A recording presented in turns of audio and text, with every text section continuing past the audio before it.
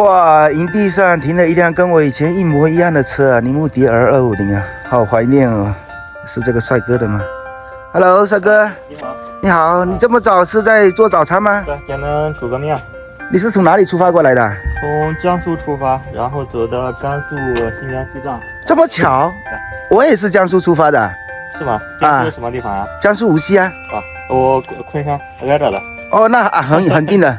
你出来多久了？出来10个月吧。10个月这么久了？对，5月底出来的。你走了多少个地方呢？其实没走多远，走了才3万公里。3万公里还没多远。我走得慢。哇，这么大的一条狗，这狗是你养的？对。坐下。那你这个狗是怎么带的？坐后面嘛，然后这个边箱上面绑的行李，然后它坐中间。哇，就这样子，摩托车坐这么大的一条狗坐后面，你还带了这么多的东西，我就很怀疑这怎么放得下的这个。还行吧，其实收拾一下的话也没多少，能带上。那你出来在外面都是靠什么做路费呢？对，反正那个自由职业嘛，路上稍微有一些简单的工作可以处理，然后再说也花不了多少钱。哦，没有做自媒体。没怎么做没能力也做不起来。哦，不像你们能说。那你大部分都是露营吗？对，现在像比如说元旦过来以后3个多月没住过店。那这个是费用是挺节约。其实我们出门在外，每天过的生活都很简单，那个吃住什么方面都很省，唯一最大的一个大头就是油钱。对，但是这个摩托的话，油费也不高。那你车省呀？你这个车跟我的车一模一样啊！你说摩托车3码，差不多。那3码你可能是速度高，速度快啊。对，我跑得比较快，相对来说稍微有一点。你那个开的比较省啊，2毛多。我速度慢，基本上就是最省油的速度，6、7码嘛。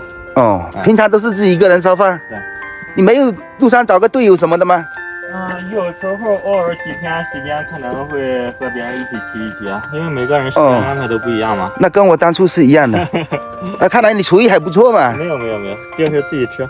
我看你这个带的这么多的东西。不要抱腿，抱了大腿了。它叫什么名字啊？这个狗啊？小萨。Hello， 你好，小萨。在拉萨收养的。哦，你是在拉萨捡的狗啊？然后带过来带了4、5个月了。那你下一站打算往哪里去啊？就是云南逛一下嘛，芒市呀，什么云南日丽这些地方，稍微逛一下，然后去广西，就沿着边境线走嘛。那你那个青藏线那边都走过了，新疆也走过了。走过了，应该差不多走了3个月吧。那你挺厉害的。那方便问一下，你今年多大了？今年30多了。30多啊？不会吧？30多怎么就满头白发了？对啊，这里比较冷。你这个是愁没钱愁的了。愁的。这都有没有成家了？还没有。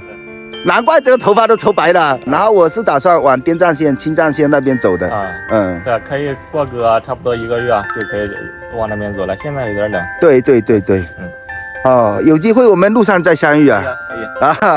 你这个帐篷那个搭的就是蛋巢垫，一个蛋巢垫，然后用睡袋。用睡袋，那在那边过来青藏线那边过来冷不冷啊？我可能比较抗冻吧。你这么厉害啊，抗冻？其实我睡袋也不厚，但是我是12月份到云南的，就是从拉萨到云南的。你这个东西带的真的是多，放都不好放的。比较轻量的，有些都可以折叠。这个也都是轻量化的这个座椅，折叠一下就这么粗。这个座椅折起来就这么粗啊？对，正好放后面也不影响。你是往广西跑，我是往滇藏线跑，我们就遇不到了。以后还有机会，不是说出来一次。好的，好，祝你一路顺风啊！